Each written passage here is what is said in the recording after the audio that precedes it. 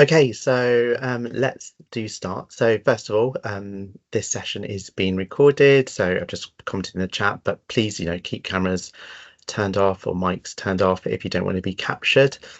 I think this webinar will last around 45 minutes, might go over to sort of 55 minutes, and there'll be time for questions at the end.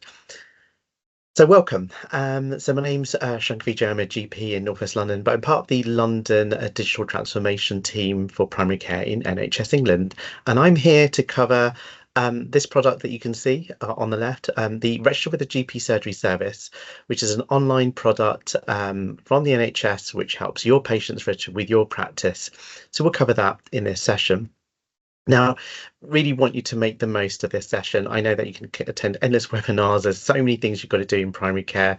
So really use the chat, post things. I'm not here alone. You're really lucky that you've got Jennifer as your local team member, and she's been working really hard on this over the recent months. So post anything. We'll definitely pick up everything, any issues that you might, or any questions that you might have. Throughout the webinar, there are QR codes. So for example, here in the top right, you can scan or click that code to see more information that I'm even presenting. And at the bottom left, there's a QR code that shows you the actual experience as a test patient. So you can really try the product. Jennifer's going to be actually sending out the slides right now. So the slides will be in your inboxes as we speak. So you can work with whatever suits you best to get the most out of this session. Now, sometimes they say a picture is 1,000 words. Well, a video can sometimes be a million. He was working on his laptop late one night when his eyes beheld a ghoulish sight. He could not log in despite several tries, and then suddenly, to no one's surprise, he did the mash. He did the healthcare mash. The healthcare mash. It was a keyboard smash. He did the mash. The website would crash. He did the mash. And he did the healthcare mash. Could design such a site, so flawed and so sloppy. The code is so ancient, perhaps it was Hammurabi. He tried to apply, but the site would suspend. I've seen a eunuch with a more functional front end. He did the mash. He did the healthcare mash. The healthcare mash. It was a keyboard smash. He did the mash. He tried to clear his cache. He did the mash. Then did the healthcare mash. Hundreds of millions of dollars were spent for a website that has trouble loading. How could the government's web designers create a site with such awful coding? They did the mash. Oh, they did the healthcare mash. The healthcare mash. It was a keyboard smash. They did the mash. They took all of our cash. They did the mash. And did the healthcare mash. 3 years really isn't that long to build a website, especially one that has to do one thing. I'm just saying. I met Joe Biden once. Somebody that looked like Joe Biden.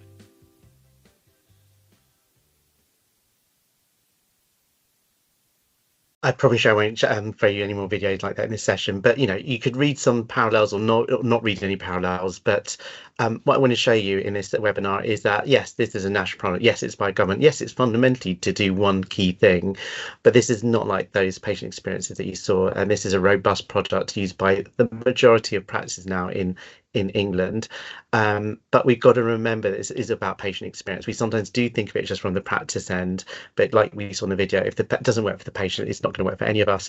And really the challenge that I'm going to present in this webinar, and I promise you there's going to be no violence in this webinar, but my challenge is it's so simple, so quick to use. You can go live by the end of this webinar, and that may seem like that's a ridiculous ask, but I promise you that has happened in previous webinars, maybe just because people want to get rid of me. Maybe they just don't want to ever see that video again. Who knows? Whatever their reason is, it can be that quick to do. And throughout there are QR codes that can assist you. The slides are now with you as well, so free to click away. So what we're going to do, we're going to cover in really how does it work, how does this product work? And why should we use it? So if we accept, like, we understand how it works, should we use it? Then if we're happy with why we should use it, how do we go about to set it up and get on with using it? And then finally, we'll have a chance for some questions if I haven't managed to explain something throughout. Right, so let's go with that first section of how does it work? What's underneath the hood of this product? And remember what I said, there's QR codes. If you want to test and try it from a patient experience, go for that one on the bottom right.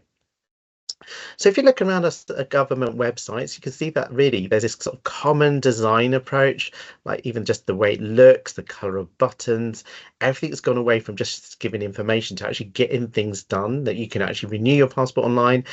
Don't know if you've done that recently, but gosh, isn't it so much nicer than the posting your photographs and thinking will they be accepted? You know, so quick and cheaper, really. Same with renewing your road tax. If you've got cars that are as bangers like mine, you'll probably be used to this. So much easier than the old days of going to the post office.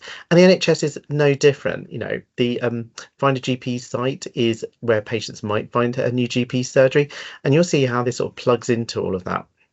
But the main thing is there's a lot of technical things. You may or may not know about sort of accessibility standards online, like so the WCAG 2.2 AA standard. That may mean absolutely nothing to you. And if it doesn't, the good thing is when you use a national product, you pass all that headache to NHS England, that they're responsible to make sure the product meets those standards and not you as a practice. So what's an overview of all of this? So it's free. Now, I've just got to highlight that because it is really important. It is free. It's not just something that's free that you're then going to have to figure out how you're going to fund as a practice.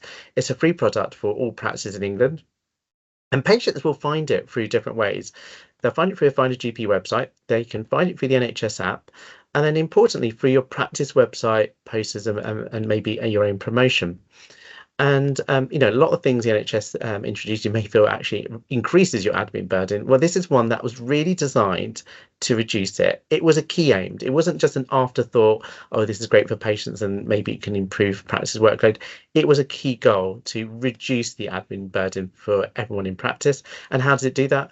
Partly by managing catchment area, partly by really ensuring the patients match to their records, and to therefore avoid less issues with exceptions or rejections. But really importantly, I may be a digital lead, but it's not all about digital. There's digital exclusion that we need to think about, and there is a paper version of this form, so you can roll that out to give your patients also a very similar experience if they can't do it online. So what these numbers saying? 28% of GP registrations are now being processed, in the last 3 months by this product. 93.7% of patients are matched. Now 64.8% of practice in England already using it. 1.8 million patients have registered through this product. 95% of patients report positive satisfaction. It takes about 12 minutes for them to complete the form. Now, that may seem long to you, but actually when you compare it to how long it does take paper forms and things, it actually can be a lot quicker for the patient. And it could be even quicker than that for them if they're using things like the NHS login. And about 70% of patients do complete the process. So what questions are asked and why? Now, remembering back to that video about different agendas, me as a GP, I might have thousands of questions that I want to ask the patient, and the patient's just looking at me blankly thinking, what on earth does that mean? I don't have the time. I don't even understand the answers, what I should be given, so we can all be on different pages. So the questions that are asked through this national product takes insights from everyone, GPs, health professionals working in the practice, digital teams, but really importantly also patients. And it's a constantly improving product. So the team behind it are constantly reflecting on all that feedback, thinking if there's any tweaks or changes. As more and more of us go on board with it, it becomes easier and easier to get that consistent standard approach and taking on all that feedback from all the practices. Okay, so this is a bit corny again. This is me slide down the slide to just explain. I'm going to slide through the next few slides really quickly just to show you the questions on the form. Remember, you've now got the slides. You can go this at your leisure, and this session has been recorded. So it's a single form. It's basically not a child form, not an adult form. It's a single form that adapts to the profile. So if it becomes a child, that's been registered, other questions may appear. You don't need a separate GMS1 form, and I really want to emphasize this because this does cause a lot of confusion. Even before this product, if you asked all the questions in your main registration form, you didn't need a separate GMS1 form. And this product does cover all those questions in GMS form, so you definitely don't need that additional form. And the patient can use the NHS login, but it's optional. So this is a starting process for them. It asks them whether they want to sign in for NHS login, but really important, they can continue without. It's just a quicker experience if they do, and you can also feel more assured about the patient's identity if they did use the NHS login. Okay, so then it starts as an adult process. It would start with what is their name, what's their date of birth. Then it asks them if they know the NHS number, and if they don't, it tries to show them where they can find it online. But it still allows them to continue without the NHS number if the patient can't find it as well. Asks about if they've been previously registered with a UK GP, and it just goes through some of that clarification. Current UK address, if they have one. And then this is the first important differences which you can control. It manages your catchment area for you. So when you put the postcode in, it checks, is that within your catchment area or not? And you've got two options here. If your practice is set up that you do not accept out of catchment area patients, then they get this very clear message that they can't really proceed. You don't accept out of catchment area patients, and it sends them back to find an alternative GP. So that's if you set up that way. If you set up in a different way that you might accept out of catchment area, and I just want to emphasize might, it's not saying that you will, but you might, then they get the experience where it just flags to the patient, oh, their address is outside your normal catchment area.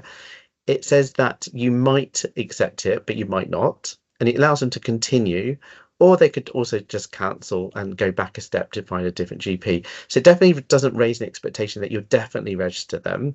It just captures that you might, and you've got to obviously wait. They've got to wait for your decision. And I'll explain that in a moment as we see what happens at the practice end. So then goes on to talk about contact details, and if they don't enter contact details, it does really try to double check why they're not. Gender. Then it talks about ethnicity. It then asks about if they need a language interpreter. Then this is the next optional step that you have as a practice. You can choose whether or not you have this, which is asking the patient if they want to choose or change a pharmacy for their prescriptions. If you have this question, then if they say yes, ask them what type of pharmacy they want. Then it gives them a postcode search for where, and it shows them a list of pharmacies around then. That location, and you can go into even more details. If they click it, it shows even opening hours, address. It does all that useful information to show to the patient. So if they do that, I think it can obviously reduce your workload in practice at reception. So I think that's an important optional question. Then we get to the sort of GMS style questions. So defence medical services. Then it's asking about if they have an emergency contact, and then gathers those details. It asks if they've recently moved from another country, where they were born, and then again more about that recent move and potentially some other documents relating to that. And this is another optional question which was more recently added, where you can ask this sort of TB screen question, which might then flag whether you as a practice want to offer TB screening. This will only apply if it applies to that patient. So it doesn't pop up for every patient, but it's something you can opt to have or not have. Then it asks about current GP surgery and their medical conditions, and it gives them a list, and it gives them free text to add more details. And obviously a very important other box if there's something that's not on the list. Similar with allergies, similar with mental health conditions, and similar with disabilities. Then it asks about if they have a carer, and then more details about the carer. Then it asks the opposite question, are they a carer? And then more details about what type of carer they are. Communication needs, so again asking about accessibility requirements. And then it's similar for sort of regional adjustments. Now, you might be aware that regional adjustments is increasingly important. We're meant to be doing that in primary care to capture the needs of the patient, and in this case also maybe the carer. And you may be aware of that, a reasonable adjustment digital flag that's sort of due to be rolled out shortly. So this can also help you with all of that workload to capture that information. Then asking about prescription medications, more details, and importantly flagging to the patient that you might end up having to contact them to discuss this further. Then height and weight, and really usefully, it can flip between metric and imperial, so you can switch to centimeters and kilograms. Then alcohol, so alcohol screening. Then smoking, and about their preferences about summary care record sharing. Obviously, complex piece to discuss or explain to the patient. It has useful links to take them to more information. So again, one less headache you need to think about how to explain it to the patient. That was an adult registration process. With child registrations, it's similar, but the question flow may add a couple of other questions like this. So first of all, it really tries to promote the importance of an adult also registering, not just a child. So, a parent guardian also registering with your practice, and really tries to encourage them that they're doing that first before the child registration. So it helps you with that part. Then other questions may be around education, who else is involved in the child's care, so health visitors, social workers, other hospital specialists. Ask about vaccinations, ask again about carers. And at that stage, whatever, if completing adult or child registration, the person submitting the application will see then all their answers for all the questions. They've got the option to change anything if they realise they've made an error. And if they're happy with that, they can just accept it and submit it to your practice. And that is it. Maybe they'll do a little dance if they're just spent ages registering their whole family. But, it does show you the importance of the fact that, we've got to remember that a lot of people are doing this when they're, finished with work in the evenings, want to register with your practice, during the busy day when they can't get too busy to your practice. So it does really help them with the registration and fitting it around normal life. But they get a confirmation that the application's been sent. If you look at the text, it importantly doesn't tell them that they're registered straight away. So it doesn't give them any incorrect expectations. It does communicate you in a timeline that you've got up to 2 weeks, like as a practice, to really tell them what's happening. But really importantly, it also gives them the chance to feedback at this stage. So when you saw that 95% patient satisfaction score, it comes from these answers here, where they feedback about how they felt that registration form experience was. So we've seen the patient side. Now I guess we're going to want to know what happens at the practice end. So at the moment, you receive that registration form through NHS Mail. So you get it attached to an email as a PDF, but you also get it within the body of the email. So within the email, all the same information. Really important stuff is highlighted at the top of the email, so you can't miss it. It could be like, did the patient use the NHS login? Are they outside your catchment area? Could be sort of safeguarding concerns potentially. And when you register, really, you're probably going to be cutting and pasting stuff out of that email into EMIS. Now that may sound a bit low tech, low option, may not be great from what you're experiencing at the moment. For some of us, if we're just doing lots of paper forms, this is a major step forward. Some of us may be using other sort of third-party automation companies and products. If you are, please bear with me. I'll explain more later on about where this is going, but this is the starting point for you when you go live. So how do patients find your form once you're live? Really 4 main ways: practice website, NHS app, and using the paper form. If you want to see the NHS app experience, I've got a video that I've made that shows you the walkthrough, so there's a QR code there for that. But let's just quickly look at some of those 4 ways. So practice website promotion. In your practice website, you've probably got something about how new patients can register. So you'll be given on that platform. So you need to update your website with that. Maybe discover it for your practice website. We'd also encourage you to think about a poster like this. I'll touch on it later on, but they can discover it that way. And one advantage of this is I see this as something you may display in the front of your practice when you're physically closed and maybe near reception desk. So that mean that people new to the area that are physically walking up to your practice when you're shut, they can see that post and they think, all right, they can register, and it just saves you workload of even explaining how to register. And maybe near the reception area, if they're queuing up, they walked up in and thought, oh, how do I register? They might spot it, scan the QR code, register without disturbing your reception staff. So that's where I see the practice promotion. Find a GP web page. So if you look at Find a GP and you search for a postcode, what patients see are a list of practices, but now there's a really bold link to register online with a GP for practices who are live with a national product. If you look here, that first practice isn't live, so the link doesn't appear. The second practice is. No other product can give you that link. You have to be live with the Register with the GP, NHS England online system to get that link. When they click on it, it goes straight to their form. And then the NHS app experience is very similar to Find a GP experience.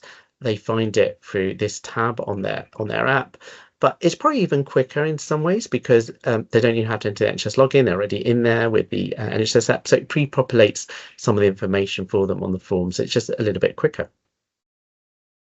And the paper form, like I said, nothing is totally digital. Nothing should be totally digital. So this is how the paper form version looks. And this is, page 1, page 2 here, page 3, page 4, page 5, page 6, page 7, page 8. So hopefully you can see it's quite a professional looking form and it complements the flow of the online form as well. So we've covered now, how does it work? Now let's discuss why should we use it if we are going to use it.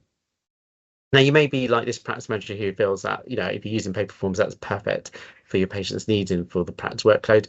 I'll just encourage you before you make a final decision, just look at these QR codes here again, test the service, try it from a patient perspective, and look at the website behind the registered GP surgery service for more information. So why don't we see what the situation is for us in particular London and Southwest London. So in England, like I said, now 96.6% of practices are live with this platform. So you can see the numbers are just growing and growing. If you look at the slides even, the numbers are just changing. So almost 70%. In London, we're lower than that. We're at about almost 60%, and that's a breakdown of London. And us as an ICB in Southwest London, you're actually better than that. You're now top in London at 76%. And some of that is due to the work of Jennifer and all of you for actually, engaging in webinars and sessions and comms that have gone out over recent months. This is the list of the 41 practices that I think are not live in Southwest London. I imagine or would hope that your practice is in this list and that's why you're attending today. If you can't see a practice on there, it might be because you're kind of live, but you don't know you're live, or there's some confusion. Still bear with the rest of the webinar and maybe we can touch base with you if there's any confusion. I'd also say to you that, after this webinar, reach out to those in your borough, that you may have a relationship with as practices. Obviously, like we're all doing so much, people can miss the comms, might forget what's going on. And, I think we can help other practices, could help all of us really. And what are the benefits for practices? Well, hopefully I've highlighted a little bit about admin reduction and workload, just making less receptions, less mismatches of patients, managing your catchment area for you, that you don't have to worry as a practice now, worry about all these sort of accessibility standards that you're meant to comply with. The national NHSE team have to now manage that for you. That has got feedback from everyone, and like I'm going to highlight it again, that it's free and it's really easy to join. So easy that I think you can go live by the end of this webinar, but also that the workload can reduce even further. I'm going to touch later on about automation, how you can actually not even do manual cut and pasting of emails into EMIS, that things are going to get better for you soon. So those are some of the reasons. This is another reason which you might have different emotions or thoughts about. It is in your GP contract. If you look at the GP contract, it says that you need to be live with just the NHS England solution, just solely that solution in both the online product and the paper form by the end of October. So really 5 weeks from now. And that's why we're really keen that you've come to this webinar before that deadline. But I also now want to just reverse what I've just said. I want you for the moment to just put aside that contract, ignore it for the moment. We want you to do this because you want to do it. So really that you want to do it rather than you feel you have to do it. Okay. And the reason why I would say that is let's think of another reason why it ended up in the contract. When they launched the product, it was rolling out faster than they expected. So they set like a target of like maybe 2,000 practices going live by sort of December 23, and it was just beating that. It was meeting that deadline sort of almost a couple of months before that. And there's a vision here. Let's suppose there is no perfect registration form or product. The real perfect registration process product is when the patient doesn't have to complete one, where the system might actually know all the information and just pull in questions around what's missing. But if we standardize, if we get closer to one particular form, surely the quality of how it's completed will gradually improve over time. Patients get familiar to it. When they change practice, they remember the questions and flow from the last time they registered. People can help them. Everyone's familiar with it. Carers, social workers, urgent treatment centres, everyone can help navigate a patient who's struggling to register. So there's a vision that patients will complete this better. It'll be easier for us all if we standardise as much as possible. And then if you put aside the contract, I just want us to think about other financial impacts. Now, I'm a salaried GP. I'm not a GP partner. I don't get any profit share of any practice. So just being really neutral about this, when a patient searches for a practice, isn't it increasingly likely that they're going to pick the one that has a register online option shown? They'll skip maybe that first choice and go on to the next choice, just because we're all busy, we can't figure out how to register. That one seems like, if they're finding searching online, they might want to complete the whole thing online. So will this have a financial impact? Well, as a practice, if your neighbouring practice is live with the service, won't you potentially be losing registrations to them? You may have different views on that, whether you're trying to grow or reduce your list size, but that's something for you to consider within your own practice. But what's the feedback from practices that are using it? So in my borough in Northwest London, Ealing, these are some feedback statements from some of the practice managers and practices in our area. I absolutely promise you, even though I'm an IT lead, we are absolutely not first in IT. We're not first followers. We're a mixed bunch of practices. We're lots of them really small, lots of challenges. So these are really real statements. None of them were paid any gold from this rainbow to say these comments, but you can see the themes about they're just happy. It reduces workload. They like the brand and it works for them. What about the patients? I guess if we look at these comments from patients as feedback, it's the same theme. They do really like not having to travel through the snow to get to a practice to do some sort of paper registration, that they can do it quickly and easily. And the numbers I've sort of shown you before, but 1.8 million patients have already done this and they're really satisfied. What are the limitations? I don't believe in doing a webinar without talking about the negativities. I really want you to respect what we're saying here and the limitations of the product. So the first major limitation is it's standardized. I've said that it's great that it's standardized and patients may become more familiar with completing it, but the difficulty is that you can't at the moment localize it, customize it, add any extra local questions. But there's good news on that. The first good news is you're going to start to be able to do that.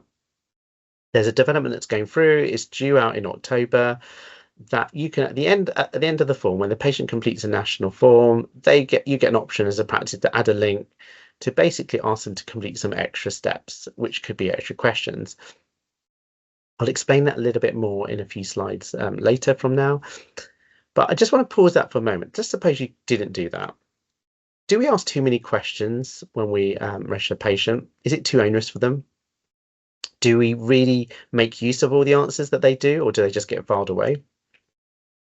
And even if we think we want an extra question, is it just really a local need for us? Or is it for all the practice in England that would benefit from it? Should we, we can suggest changes to the national team to add extra questions in. Does it need to be added in for everyone, not just a local question? And remember that we get variable quality of patient responses, even when patients, understand the question, they can struggle. And sometimes they just don't understand what we're asking. So even if we want to get that information, it can be difficult. We get a lot of information from GP to GP transfer anyway. Do we really need to ask the local questions? And we can always supplement it by other local steps. We can send them two-way text messages, ask them to respond. We can ask them to email stuff across if we wanted to add some extra local steps.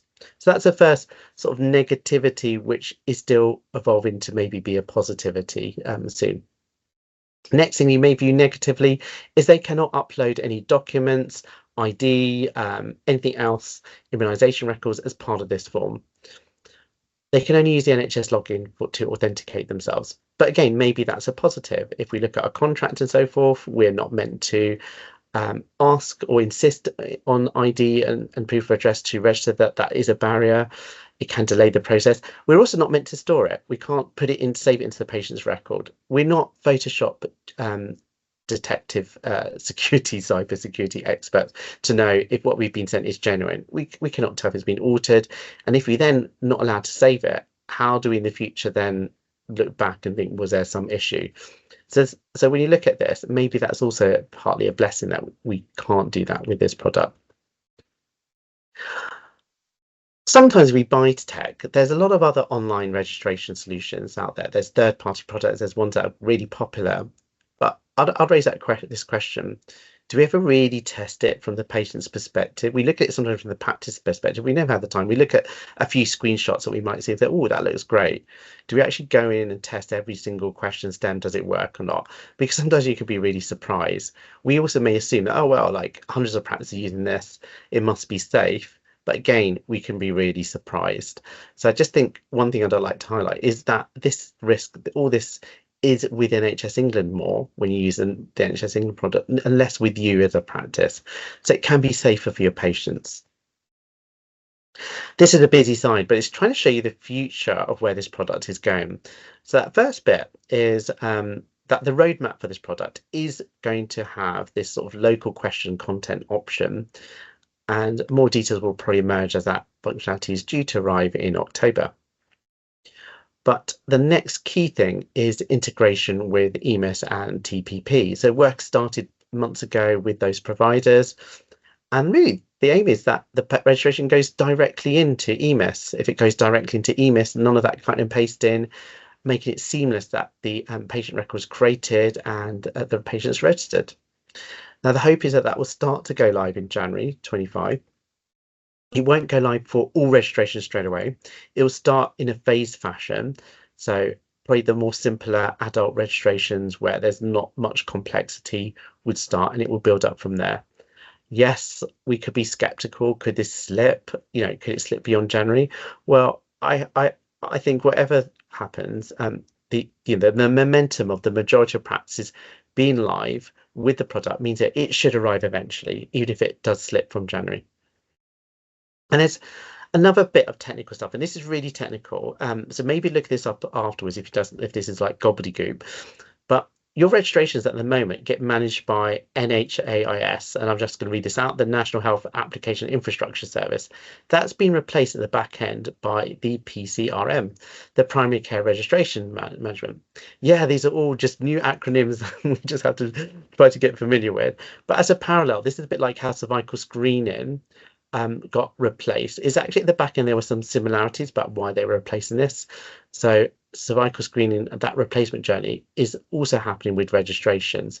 Again, being on the national product means you're aligned with all those changes as well. And some of those changes will give you increased functionality.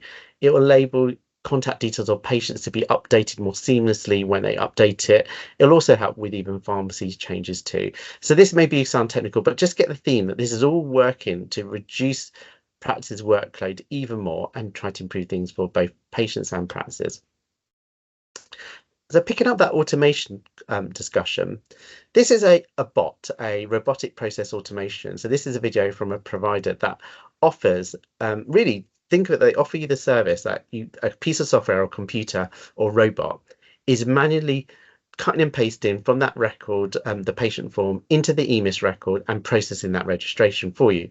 So you don't need to use any admin staff for that. And more than 80%, I'd actually say it can be even up to 90% plus of patients' registrations can be automated this way. And it's really fast for that robot to get through them. Maybe it can take less than a minute. So there's a QR code at the bottom left for this video to see if you want to know more. But on the top right of this slide, that QR code just tells you more about the options you have got for automating registration. So this is a solution you could do sort of now. I've mentioned about how they're working on direct integration with EMIS, but this is a solution that you can do now. It might also tackle things even when the integration arrives that maybe won't offer that automation of integration into EMIS with all patients initially. So it still could be a useful option to explore. There are certain providers that are working with a national product and team and it's sort of almost been approved as that they can automate the form. So what would happen is the form goes directly to them and then they input it into EMIS or System 1 for you. So GP Automate, Health Tech 1, JIF and the Raw 3 are also working on this, but the first three are live with products, GP Automate, Health Tech 1 and JIF. And like I said, the bottom right QR code gives you more information about that. And this is the update for Health Tech 1. And I mention that because there may be some practices on this call that are using Health Tech 1 already and wondering, I've got a form from them, it's working really well in our practice, why do I need to do anything? So first of all, can I really encourage you, post comments in the chat if you want us to pick this up or any questions about this, or reach out to us afterwards. But you can see this supportive statement from Health Tech 1, that they're very supportive of switching practices, particularly with this local functionality that's arriving in October. They're really working to think, once that arrives, in particular, they would want to switch their customers across. So yeah, they're supportive of this. If you're a bit confused, that you're happy with whatever online system you're doing now for your website or through another of those third-party companies, maybe initially just test them in parallel, operate two processes, get that familiarity of feeling, okay, it seems all right, and then think about turning off your current system and switching. I'll explain this later on, and I'll show you very clearly that you're in full control. So even if you have the national product, you activate it, then you're not happy, you can turn it off yourself. You don't need to come through anyone else. You'll have direct control. So we've covered how does it work? Why should we use it? Now I want to cover how do you get set up if you want to go live. And I view this like a simple Lego set that's only a few steps, and it's like as complex as putting together this Lego set. Well, actually, this is probably even more complex, this Lego set. And I'm saying there's 13 steps in that Lego instructions, but I promise you don't need to do all of them. You don't have to do them in order. Unlike a Lego set where you probably do have to do all of them. And you've got the slides. You can do this at your leisure. So if I lose you in a bit of it, then don't panic. Step 1 is the most important step and what I'll spend the most time covering. So you can go live through the Profile Manager. You're pretty familiar with that through managing NHS website reviews where you want to respond. If you haven't got access, the top right shows you the email address, the support number for getting access to Profile Manager, and the QR code takes you to Profile Manager. So if you sign in, you've got a new box now that says sign up for register with a GP surgery service. So you can click on that. It gives you a bit of blurb just telling you what to expect from the process. Really you're not signing away your life, I promise you. Just need to click continue. And it's asking you which practice you want to set up with the service. So if you're a practice manager that's managing lots of practices, my heart honestly goes out to you. I don't know how you're doing your job. And you'll get a list like this and you've got to repeat the process for each one. For us normal humans, we hopefully might just have one practice here that we're managing. So you're just selecting that and clicking continue. It's asking you for an email address for your practice that you want to receive all the registration forms. So usually the generic email address for your practice. So you enter it in now. It has to be an NHS mail address, clearly from information governance and all those other things that we need to comply with. It will then send a verification code to that email address that you've entered. You just type that in and then you're done. And that really helpfully ensures that you are receiving those emails, that you haven't also done any typo in the email address as well. Once you've done that, you've got to answer these few questions. Does your surgery offer a language interpretation service for patients? Surely the answer is yes. Are you a dispensing surgery? Surely the answer for everyone is usually no. Then do you want to offer the opportunity for patients to nominate their pharmacy during their registration? I showed you those slides earlier as they were an optional question. I'd encourage you to say yes, but obviously you can pick no if you want. This is the other optional question. Do you want to check for TB screening eligibility in the registration flow? You may, if you're not sure what you should do, you may want to reach out within your ICB, within your practice. You may already be promoting TB screening or as a practice, but pretty encouraged generally it's a yes, but that is something you need to make a decision as a practice. And that is it. You have completed all the questions to go live. You just need to click confirm when it just checks that all back with you. I mean, honestly, like there's literally only 3 questions. I mean, it's not like the patient form where they had a lot more. So it takes seconds to do. And once you click that you've submitted it, you're basically live. Instantly, you get given your unique web link. So this is the web link for your form, for your practice. And it follows that sort of structure here. It's got gpregistration.nhs.uk / and then your practice ODS code. So it was shown on screen once you do it. It's also emailed to you, so if you you don't have to worry about losing it. And the Find a GP website usually gets updated within 48 hours to show that link on your profile. Right, now, if you want to turn off the service, you go back to Profile Manager, you go back to the Sign Up the Register with a GP Surgery tab. Now you see this, like your practice is shown here with all the details of what your settings are. You just click on View Details on the right. And now you see a screen like this. You've got patient access, which is currently on. That means patient access really means that is on, your service is on for patients. You just click on change. And once you click on change, you've got a toggle switch really. You can toggle from off Find a GP. That means you're taken off the Find a GP webpage, but that link that you've got for your form is still active, meaning that if you have that link still on your practice website, or you're texting it to patients, it will still work. Or you can turn it off completely. You turn off Find a GP and your unique link, so none of that will work. So even if the URL is on your website, when they click it, it won't work. So you can turn it off completely in those that one, and you can turn it off partially with the first option. And if you have turned it off previously, if you go back in and you want to turn it back on, you just toggle to turn off at the bottom. So this is a pure toggle switch of those options.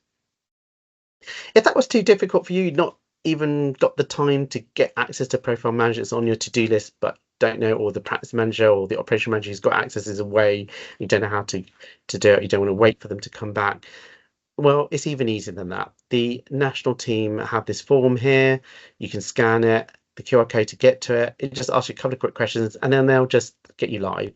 If that's too difficult, just even email them directly on that email address. Include those bits of information, and they should get you live ASAP. So that was step one. The other steps are now a lot faster. So check catchment area. You may have some misdrawing of your catchment area, which could be historic. It's actually got nothing to do with this product. It's just that this product uses that catchment area that's already plotted. So once you go live, I recommend do a first initial test. Pretend to be a test patient, but use your practice's postcode as the address for the patient, and see if your practice returns up sort of top or almost top on the list of practices for the patient to select on. If you don't return that way, then maybe you've got an issue with your catchment area mapping. And if you need to then deal with it, correct it. So first of all, here's a link here which gives you a guide. So it's an NHS England guide by the registration team, which shows you how to manage your catchment area. This is the portal where you actually can make changes to your catchment area map. So it's a portal here, that's the web page there to get to it. And this is all, remember, this is all shared. And once you go into the hub, you can see this sort of screenshot here. You can get access to guides that just shows you how to redraw or remap your area if there's some errors. Now, this is a reminder about your preferences. I showed you earlier the different experiences patients get, that either they get told you will not take anyone outside the catchment area, they've got to choose another practice, or they get told you might. You might wonder where that preference comes from. It comes from your EDEC submissions. And your EDEC submission, when you're saying whether you do accept or do not accept out of area registrations, that is what affects the question they see on the product. If you're not sure about your settings, or you want to change your settings, or you can't wait for the next EDEC submission, don't panic. Just email the website team here. The email address is on that slide, and they can confirm what your setting is, and they can change it for you. That's step two. Step three was, now you're receiving things by NHS Mail. I'd suggest you might want to create a registration subfolder in your NHS Mail account.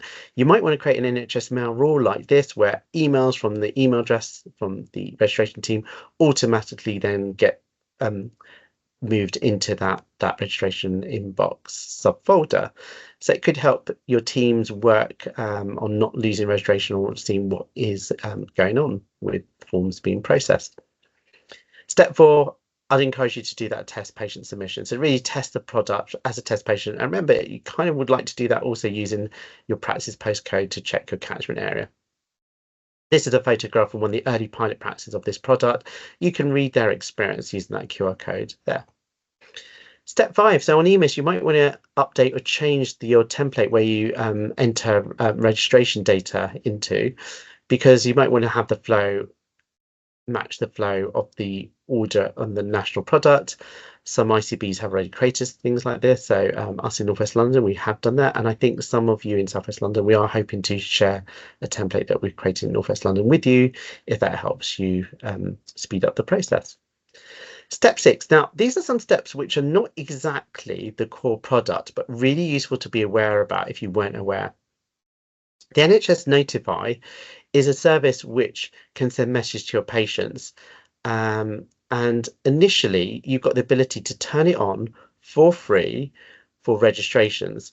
So whenever you actually process the registration and actually process it on GP links and they're now registered, the NHS can automatically send the patient a notification, and it sends it first trying the NHS app if they're set up with notifications on the NHS app. If that's not possible, it'll try an email to the patient. If that's not possible, it'll try a text message. And if that's not possible, it'll send a physical posted letter. At the moment, there's no cost for any of that. So it could also help the practice save on SMS costs or postal costs, and also make it quicker. You're not even having to do that step. If you want to turn it on, you've got to go back to Profile Manager, back to sign up with a GP surgery service. I hope you've seen a theme here. Everything's kind of back in Profile Manager. And now if you go back to that screen and you can click on view details again, last time I showed you patient access. This time, if you see this send registration message here currently on yes, so it's on, you can click change. So you might be set up as a no, so you're not on. So you click on change. It just says to you, do you want us to message patients? You click yes, continue, and then you go live with it. So it's as simple as that. So that's step 6. Step 7 is switch your paper form to the national products paper form. And to do that, again, go to sign up at the GP tab and Profile Manager.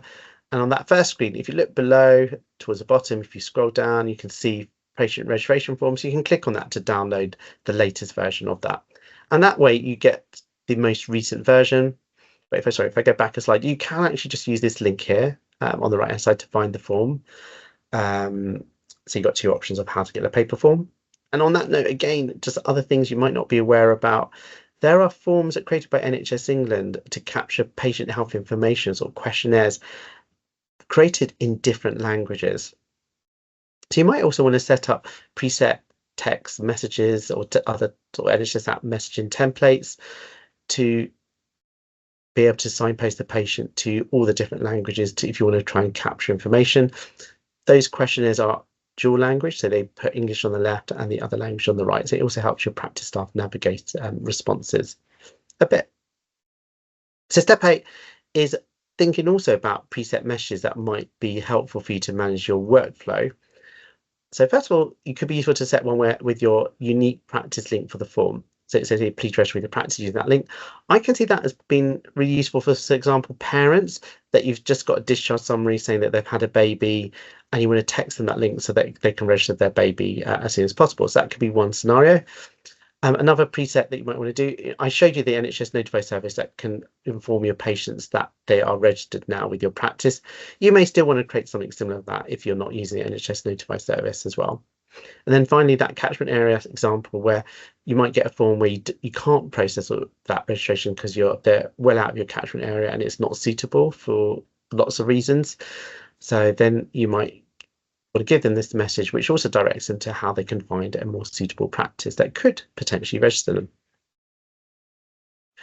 Step 9 is now updating your practice website. So hopefully you've got a page that already tells them how to register with them. You may want to put that link in that you've now got for the national product to replace your existing link. You may also need a quick review of your wording to make it match the process that they're going to experience with the national product. Step 10, I'm going to show you this little video clip. I've shown you some of those resources before, but doing a QR code for your form to put on a poster could be really useful. How do you create QR codes? If you didn't know how to do this, it's really, really simple.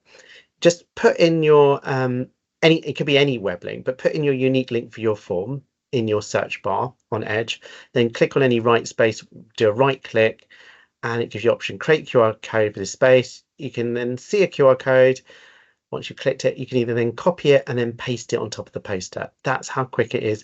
And if you didn't know this from before, I really hope this is something you can just use for everything. Just any link, anything you're doing better as patient facing, create a QR code for all posters. You know, the problem with a lot of our links is I don't know how anyone expects anyone to type those into web browsers accurately without making mistakes. So then same thing can be done with a Chrome browser. But there's one slight difference. You get a dinosaur in the center. Now, you may love dinosaurs. You may love the whole Jurassic Park movie series and Jurassic World now. But the important thing here is that this is dead space that you can cover if you're artistic or creative with either a practice logo or some other icon. You know, it's just something if you want to be a bit more creative. And again, all totally free. Step 11 is maybe your practice has an auto reply message on the practice's main generic email account. If not, I'd really encourage that all practices that do have something like that. It keeps things safe. Maybe just put a reference to the, want to register with the practice, here's your link, into your auto reply message. In case patients have found your email address and are emailing you about, how do we register, it just is automatically designed to tell them straight away. And then step 12, maybe email signatures for some critical staff, and you might have a reception lead who in the signature might want to add in that link too, so it just keeps it hand and it helps speed up any responses to emails about registration. And then finally, maybe the most important step, step 13, we cannot really expect our patients to embrace it unless we encourage it as a practice staff team, and your staff won't really encourage it unless they really understand it or really embrace it. So that theme about it is designed to also massively reduce their workload, and if your reception staff have tried it as a test patient, they were more likely to encourage it when they're having those phone queries from patients wanting to register. So that is it. We've come to the end of this webinar. We're now in that final questions section. And when we look at the links I've shown you, I've sort of captured them again in this final slide. So helpful at the end of your slide pack if you want to quickly see all those useful links. And I'm really happy to take questions at this point. I've been monitoring the chat and I don't think there's any questions on the chat. So if anyone wants to come off mute, ask a question directly, if you want to post a question in the chat, please do so now in these final moments.